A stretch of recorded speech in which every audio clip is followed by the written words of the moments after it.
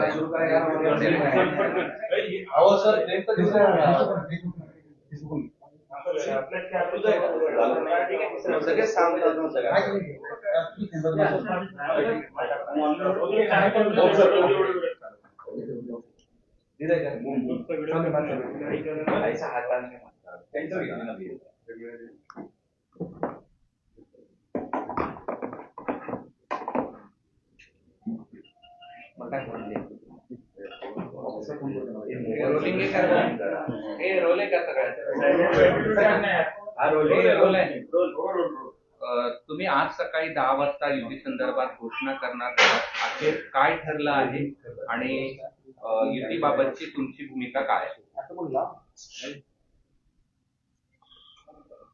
संभाजीनगर महानगरपालिकेत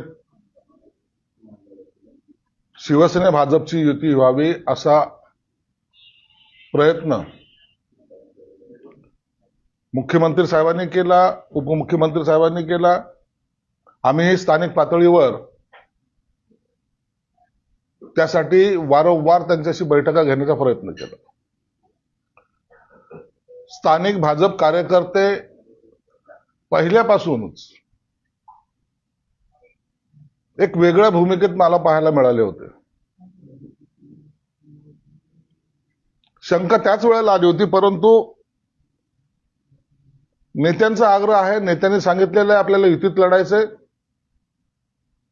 आणि संभाजीनगर शहर हे सेन्सिटिव्ह शहर आहे. इथं थोडीही चूक फार महागात पडेल हे त्याची कल्पना असल्यामुळे मी दरवेळेला त्यांना फोन करून, स्थानिक नेत्याला फोन करून की आपण बैठक घेतली पाहिजे असा आग्रह त्यांच्याकडे धरत होतो. युतीच्या जवळपास 9-10 बैठका झाल्या. यामध्ये एक बैठक तर बावनकुळे साहेबांबरोबर सुद्धा झाली. शेवटची बैठक नाही म्हणता येणार, परंतु संपर्कामध्ये देवेंद्र फडणवीस साहेब होते, एकनाथ शिंदे साहेब होते. त्यांच्याशी सुद्धा संवाद झाला. जागा वाटपाचं ठरलं आणि आता युती झाली या संभ्रमामध्ये मी पण होतो की आता युती झाली, आता काही वाद होणार नाही. परंतु सकाळी जेव्हा त्यांनी प्रस्ताव द्यायचा होता जागेचा, मुद्दामून त्यात मेक मारायचा प्रयत्न केला जेणेकरून शिवसैनिकांमध्ये बेचैनी होईल, शिवसेनेच्या जागा सोडल्या गेल्या असं चित्र तयार होईल. आणि तसा प्रस्ताव त्यांनी माझ्याकडे काल दुपारी 4:30 वाजता आणला होता. जे रात्री ठरलंय त्याच्यामध्ये चेंजेस कशाला? नाही, आमचे कार्यकर्ते नाराज होतील ही अशी त्यांची जी काही भूमिका होती. याचाच अर्थ होता एकीकडे त्यांच्या उमेदवाराला फॉर्म भरायला सांगणे आणि दुसरीकडे युतीच्या चर्चा चालू आहेत असं दाखवणं.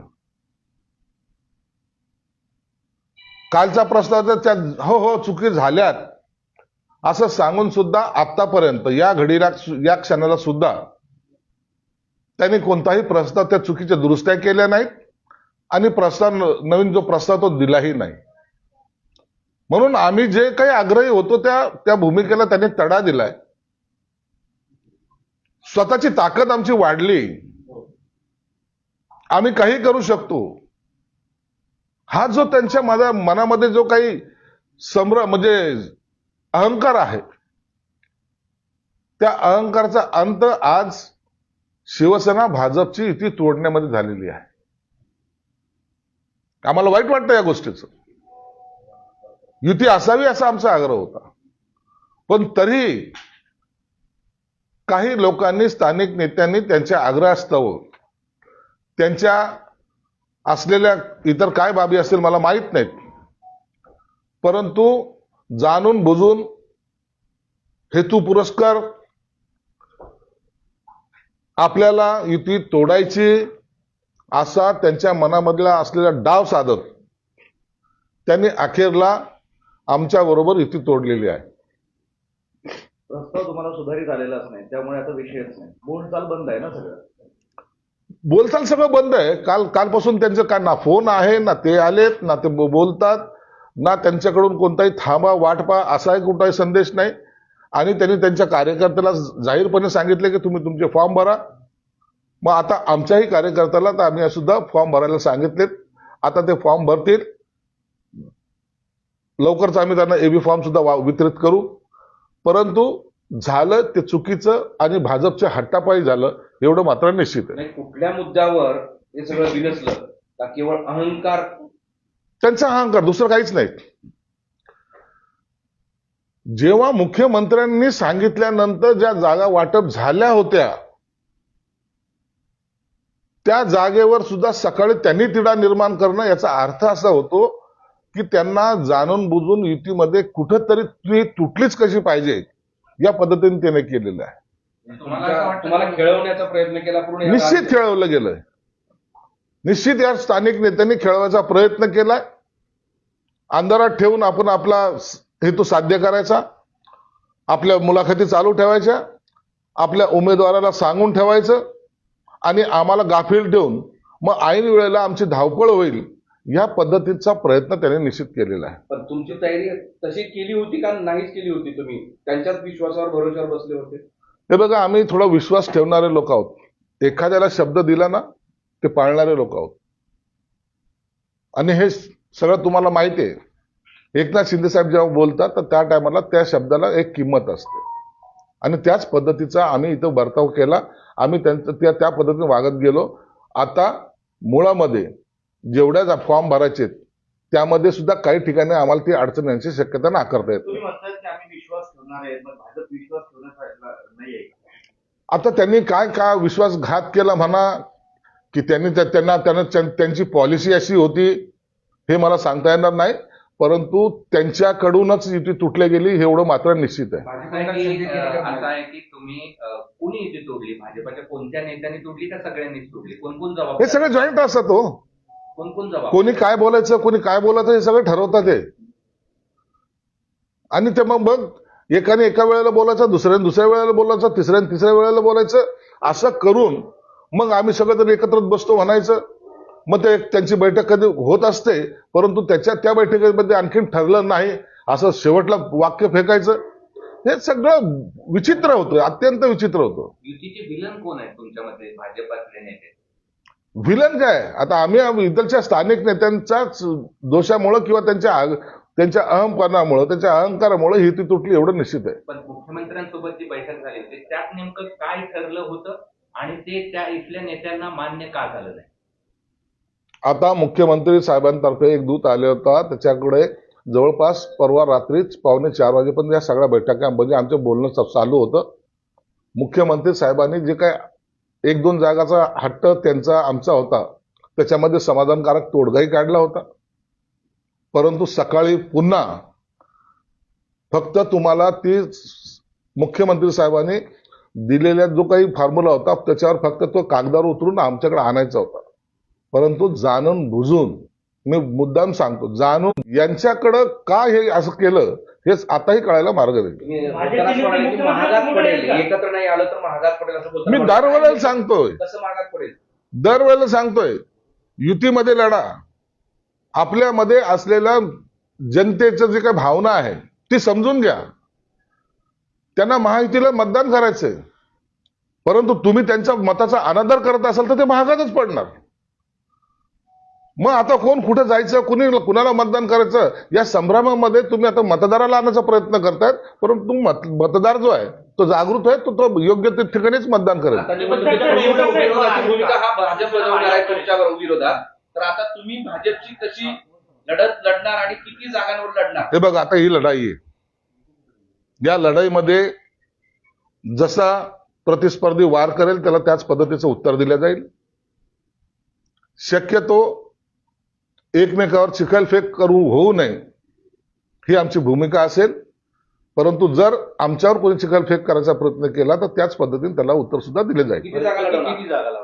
आता आम्ही सर्वजण आमचे प्रमुख नेते बसलेले आहेत, माझे जे सगळे सहकारी आहेत, आम्ही सर्वजण आता एक एक सर्वांना बोलून त्यांचा फॉर्म भरणे, त्यांना बी फॉर्म देणे याची प्रक्रिया आता एक अर्ध्या तासानंतर सुरू करतोय. तुमची अडचण झाली आहे शेवटच्या दिवशी आता सगळं अर्ज दाखल करण्यासाठी उमेदवारांची पळापळ? हे बघ आता हे ठीक आहे, थोडी अडचण निश्चित झाली ना.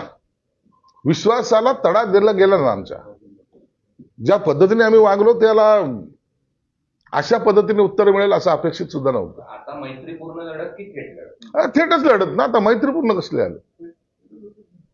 भाजपचे कार्यकर्ते मुख्यमंत्र्यांच्या परवानगीशिवाय करू शकतात असं वाटतं तुम्हाला? भाजपचे कार्यकर्ते कुठलाही निर्णय घेऊ शकत नाही मुख्यमंत्र्यांच्या परवानगीशिवाय. हे आता तुम्हाला काय समजायचं, त्याच्यातून काय अर्थ काढत हा तुमचा विषय. परंतु मी जे काही त्यांच्याशी संवाद साधला, मी जे काय बोललो ते मी तुम्हाला या माध्यमातून सांगितलेलं आहे.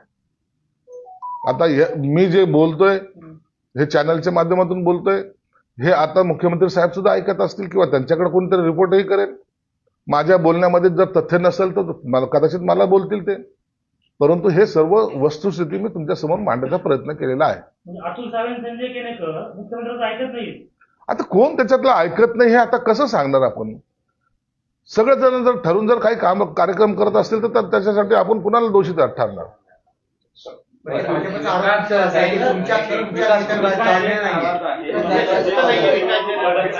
तुमच्यात ताळमेळ नाही असा भाजपचा तुमच्यावरच आरोप आहे. त्याचं आता उत्तर आम्ही निवडणुकीमध्ये देऊ. प्रदीप जयस्वाल यांनी आमदारकीचा राजीनामा दिलेला आहे, काय सांगा? नाही, कोणी काय राजीनामा देत नाही, काही नाही. आम्ही आमच्यामध्ये खऱ्या अर्थानं नाराजी एवढीच होती की ज्यांच्या बरोबर आपण युती करतोय ते आपल्याला ज्या पद्धतीची वागणूक देत आहेत ते बरोबर नाहीये. ही चीड प्रत्येकाच्या मनामध्ये आली होती. कालही तुम्ही पाहिलं माझ्या घरासमोर अनेक शिवसैनिक आले होते, त्यांची तीच भावना होती. आणि म्हणून आमच्यामध्ये असलेले जे काही सर्वांचं मत होतं, आता ते मत एवढ्या टोकाला गेलं होतं की ते फसवतायत आणि तुम्ही फसल्या जातायत. संभाजीनगर में आपकी युति टूट गई है. संभाजीनगर में हम महानगर पालिका के चुनाव क्षेत्र में युति में लड़ना चाहते थे. मैंने बार बार कोशिश की, बार बार सभी नेताओं के घर पे जाके बैठकें ली. वो बड़े छोटे ये उनका जो विवाद था उसमें हम नहीं घुसे.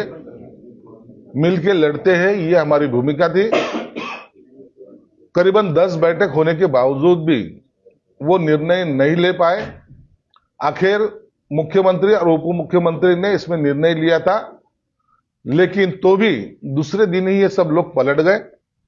इनके दिल में युति करना नहीं था, ये आज हमें अब पता लग रहा है. और इसके वजह से शायद अब हम भाजपा अलग लड़ेगी, शिवसेना अलग लड़ेगी. सर, आपको लगता है कि स्थानिक जो नेता थे बीजेपी के उन्होंने ये दगाबाजी की है आपने? ये स्थानिक नेताओं का ही काम है. स्थानिक नेताओं ने ही ये सब किया है. एक उनका नेता कुछ अलग बोलेगा, दूसरा नेता कुछ अलग बोलेगा, और युति का जो प्रस्ताव देना चाहिए वो आखिर तक नहीं देना, और दिया भी तो उसमें कुछ ना कुछ कमियां रखने की, जिसकी वजह से और बातें आगे बढ़ते रहे. टाइम किलिंग जिसको बोलते हैं वो करने की कोशिश भाजपा ने की, और उसके वजह से उनको ऐसा लग रहा था आइन वक्त पे हम शिवसेना को अड़चन में लाएंगे, लेकिन वैसा नहीं. हम हमारी तैयारी भी कर चुके हैं. सर, बताया जा रहा है कि मराठवाड़ा की जितनी भी नगर पालिका है, ये नगर निगम है, वहां पर क्या इसी तरह की स्थिति है? सभी तरह ऐसा किया गया है.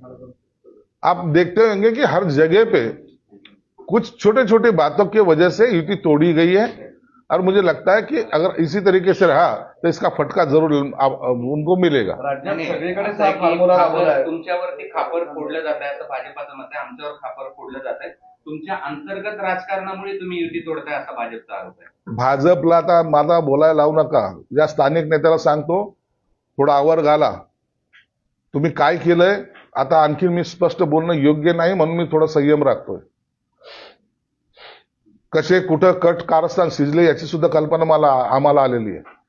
परंतु निवडणुकीच्या तोंडावर इतक्या टोकाची चिखलफेक करणं योग्य नाही, म्हणून आम्ही शांत आहोत. पण राज्यात सगळीकडेच हा फॉर्म्युला दिसतोय हो. सगळीकडे तेच आता सगळीकडे पुण्याची आता या घडीला पुण्यात सुद्धा भाजप आणि शिवसेनेची युती विस्कटलेली सगळीकडे आहे. तुमची ही अवस्था केली. आमची काही अवस्था केलेली नाही. आम्ही महायुती म्हणून इलेक्शन लढायच्या मनस्थितीत होतो. आता याचा अर्थ असा होत नाही की आम्ही कमजोर आहोत. आम्ही सुद्धा आमच्या पद्धतीने हे सगळ्या निवडणुका लढणार आहोत. याचा परिणाम राज्याच्या राजकारणावर होईल.